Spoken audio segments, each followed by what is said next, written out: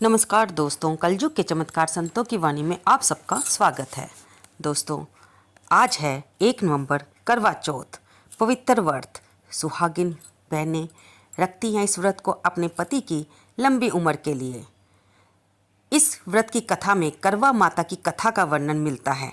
जैसे कि हम आपको हर बार बताते हैं कि आप कोई भी व्रत रखते हैं तो उससे संबंधित जब तक हम व्रत की कथा ना सुन लें और फिर उस देवता को या देवी को कुछ अर्पित ना कर दे तब तक वह व्रत पूरा नहीं होता। तो करवा चौथ का व्रत माता करवा की कथा से संबंधित होता है। करवा माता की कथा का पाठ करने से पति की आयु लंबी होती है और वैवाहिक जीवन में प्रेम और तालमेल बना रहता है। इसलिए करवा माता से आशीर्वाद पाने के लिए आप भी पढ़ें करवा माता की कथा और हमारे चैनल पर अवश्य सुनें। इस व्रत की पुरानी कहानी है कि देवी करवा अपने पति के साथ तुंगभद्रा नदी के पास रहती थी। एक दिन उनके पति नदी में स्नान करने गए तो एक मगरमच्छ ने उनका पैर पकड़ लिया और नदी में खींचने लगा। मृत्यु करीब देखकर करवा के पति उसे पुकारने लगे। करवा दौड़कर नदी के पास पहुंची और पति को मृत्यु के मुंह में ले जाते मगर को देखा। उसने तुरंत एक कच्चा धागा लेकर मगरमच्छ को एक पेड़ से बांध दिया। करवा के अस्तित्व के कारण मगरमच्छ कच्चे धागे में ऐसा बंधा कि टस से मस नहीं हो पा रहा था। करवा के पति और मगरमच्छ दोनों के प्राण संकट में फंसे थे। तब उन्होंने यमराज को पुकारा और अपने पति को जीवन दान देने और मगरमच्छ को मृत्यु दंड देने के लिए कहा। यमराज ने कहा, मैं ऐसा नहीं कर सकता क्योंकि अभी मगरमच्छ की आयु शेष है और तुम्हारे पति की आयु पूरी हो चुकी है। तब वे क्रोधित हो उठी और उन्होंने यमराज से कहा कि अगर आपने ऐसा नहीं किया तो मैं आपको शाप दे दूंगी। सती के शाप से भयभीत होकर यमराज ने तुरंत मगरमच्छ को जमलोक भेज दिया, क्योंकि करवा माता का अस्तित्व में इतना बल था कि वो यमराज को शाप दे सकती थी और वह खुद भी मगरमच्छ को जमलोक में भेज सकती थी। तब उससे भयभीत होकर यमराज ने जब उनके पति को जीवन दान दिया और मगरमच्छ को जमलोक भेज दिया और साथ में उन्हें सदा सुहागिन रहने का आशीर्वाद दिया, तो उस दिन से जब सब सुहागिन स्त्रियों को इस बात का पता चला तो वे भी इस व्रत को इस दिन जिस दिन करवा माता ने ये अपने पति की जान बचाई थी उस दिन को करवा चौथ का व्रत रखने लगी। इस दिन करवा चौथ के व्रत में सुहागिन स्त्रियां करवा माता से प्रार्थना करती हैं, हे करवा माता, जैसे आपने अपने पति को मृत्यु के मुंह से वापस निकाल लिया वैसे ही मेरे सुहाग की भी रक्षा करना। तो दोस्तों, ये थी करवा माता की कहानी। दाम्पत्य जीवन में मधुरता लाने के लिए और संबंधों को अधिक मजबूत बनाने के लिए करवा चौथ का व्रत रखा जाता है, जिसमें आज 1 नवंबर दिन बुधवार को सुहागिन महिलाएं पति की दीर्घ आयु के लिए व्रत कर शाम को कथा सुनकर रात को चांद को अर्घ्य देकर और छलनी से पति का चेहरा देखकर व्रत तोड़ेंगी। वहीं कुंवारी कन्याएं भी मनोनुकूल पति की प्राप्ति के लिए इस दिन निर्जला व्रत रखकर तारों को देखेंगी और फिर व्रत खोलेंगी। दोस्तों, ये तो हमने आपको करवा चौथ की एक कथा सुनाई। अब हम सुनाएंगे आपको दूसरी कहानी। आइए सुनते हैं। बहुत समय पहले की बात है कि एक साहूकार के 7 बेटे और उनकी एक बहन थी। सभी सातों भाई अपनी बहन से बहुत प्यार करते थे, जहाँ तक कि वे पहले उसे खाना खिलाते और बाद में स्वयं खाना खाते थे। जब बहन की शादी हो गई तो एक बार उनकी बहन ससुराल से मायके आई हुई थी। तब ये करवा चौथ का व्रत पड़ा।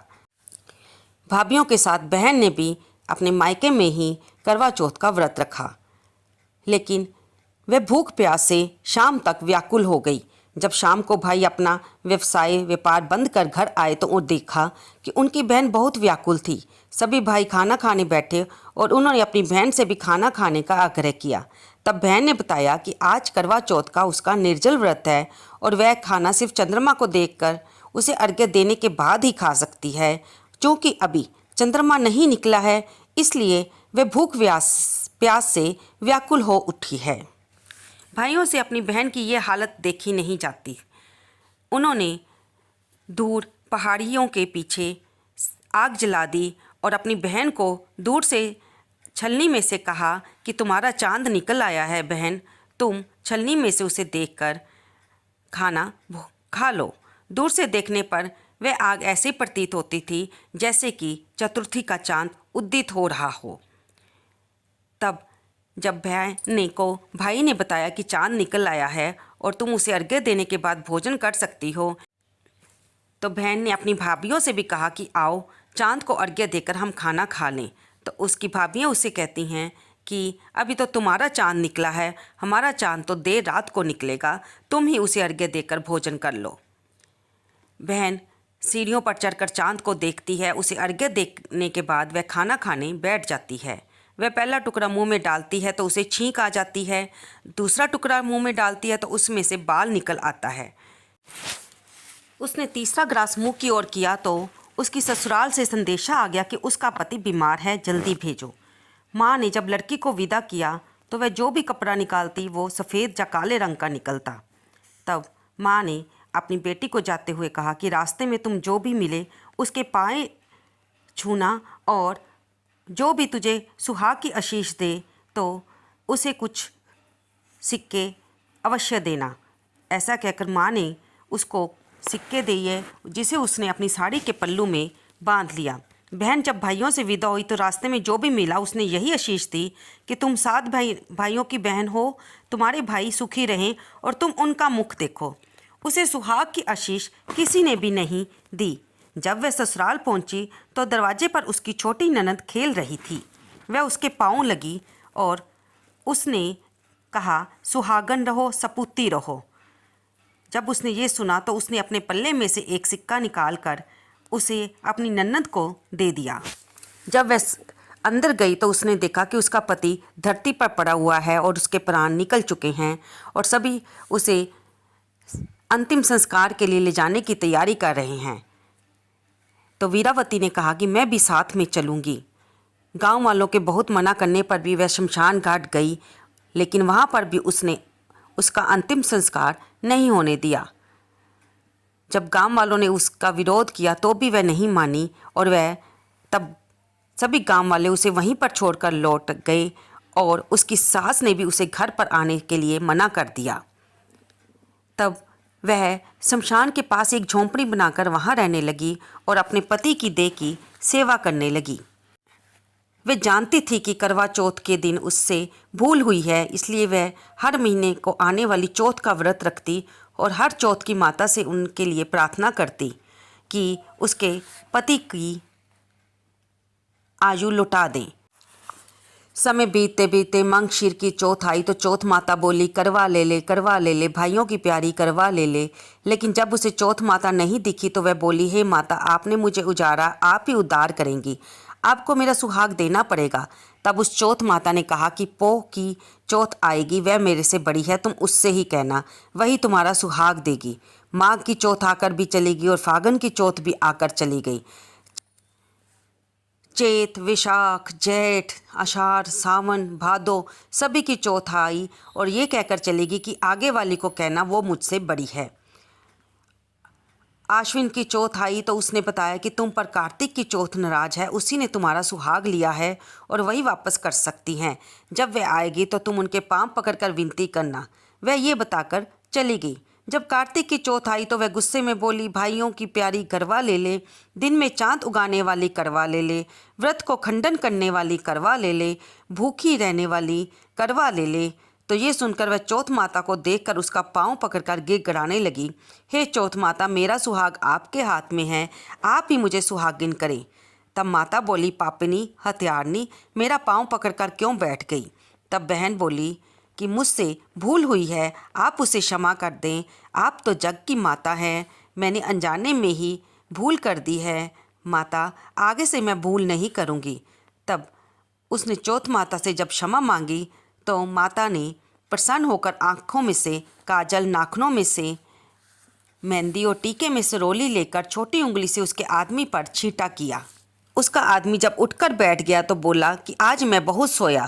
तब वह बोली, क्या सोए, आप तो 12 महीने सोते रहे, अब जाकर चौथ माता ने मुझे सुहाग वापस लुटाया है। ऐसा कहकर उसने सारी बात अपने पति को बताई। तब उसके पति ने कहा कि हमें माता का उद्यापन करना चाहिए, पूजा करनी चाहिए। तब उन दोनों ने मिलकर करवा पूजन किया और प्रसाद खाकर दोनों पति पत्नी चौपड़ पासे खेलने बैठ गए। जब नीचे दासी आई तो उसने देखा कि दोनों पति पत्नी चौपड़ खेल रहे हैं। उसने घर जाकर बहन की सासू को बताया। तब वह बैंड बाजे लेकर आई और अपने बेटे और अपनी बहू को वापस घर ले गई। तब से सारे गांव में ये प्रसिद्धि हो गई कि जो स्त्रियां चौथ का व्रत करेंगी उनका सुहाग अटल रहेगा। जिस तरह से साहूकार की बेटी वीरावती को चौथ माता ने सुहाग दिया, उसी तरह से चौथ माता सबको सुहागन रखे। यही करवा चौथ के व्रत की पुरातन महिमा है। दोस्तों, जब आप कथा सुन लें तो आपने करवे में जो भी सामान रखा है उस पर थोड़ा सा जल हाथ में भर कर फेर कर, जिसे कि हम बिया मनसना कहते हैं, उसके बाद अपनी सासू जी के पाँव छुएं और उन्हें दे दें। अगर आपके सासू माँ जीवित नहीं हैं तो आप इसे घर में अपनी बड़ी ननद को दे सकती हैं या फिर अपनी जेठानी को दे सकती हैं। अगर वे भी नहीं हैं तो आप मंदिर में पंडितानी को दे सकती हैं। और इसके बाद आप रात को चांद को अर्घ्य देकर भोजन कर सकती हैं। करवा चौथ का व्रत रखने वाली को चाहिए कि वह अपनी बहन और बेटी के घर पे भी व्रत की सामग्री भेजना चाहे तो भेज सकती है। ये बहुत ही अच्छा माना जाता है। दोस्तों, अब आपने करवा चौथ व्रत की कथा तो सुन ली, लेकिन कोई भी व्रत तब तक अधूरा होता है जब तक हम कथा के बाद उसका आरती ना कर लें। आइए मिलकर करते हैं करवा माता की आरती। आइए मिलकर करवा माता की आरती करते हैं, क्योंकि आरती के बिना कोई भी व्रत, कोई भी कथा अधूरी रह जाती है। ओम जय करवा मैया, माता जय करवा मैया, जो व्रत करे तुम्हारा, जो व्रत करे तुम्हारा, पार करो नैया। ओम जय करवा मैया, सब जग की हो माता, तुम हो रुद्रानी, मैया तुम हो रुद्रानी। जश तुम्हारा गावत, जश तुम्हारा गावत, जग के सब प्राणी। ओम जय करवा मैया। कार्तिक कृष्ण चतुर्थी, जो नारी व्रत करती, मैया जो नारी व्रत करती। दीर्घायुपति होवे, दीर्घायुपति होवे, दुख सारे हरती।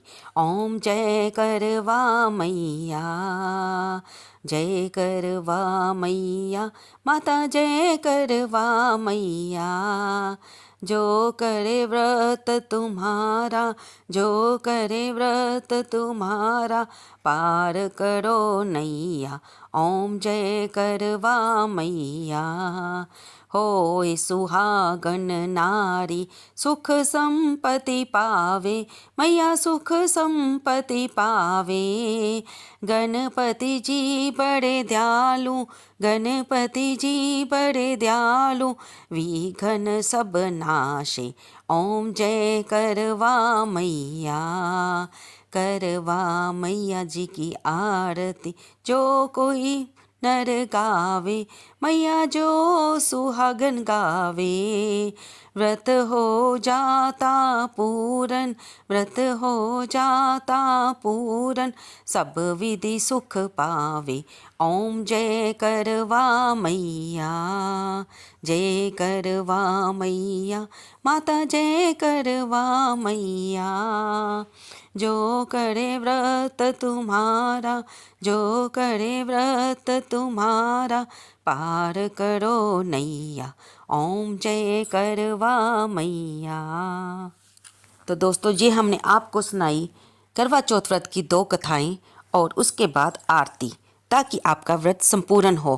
क्योंकि अब तक आपने मेरी वीडियो डाउनलोड होने तक आपने सुबह की सरगी भी कर ली होगी, मंदिर जाकर दर्शन भी किया होगा और पंडित जी से कथा भी सुनी होगी और दीपदान भी अवश्य किया होगा। इस कथा को, कहानी को सुनने वाले, हुंकारा भरने वाले को करवा माता की कृपा बनी रहे और आपके सुहागों की माता रक्षा करे और आपका सुहाग अटल रहे, यही हमारी मनोकामना है। आपको ये वीडियो कैसी लगी, कृपया इसे लाइक करें, शेयर करें और कमेंट बॉक्स में जय करवा माता लिखना तो बिल्कुल ना भूलें। आज के शुभ दिन की आप सबको बधाई हो।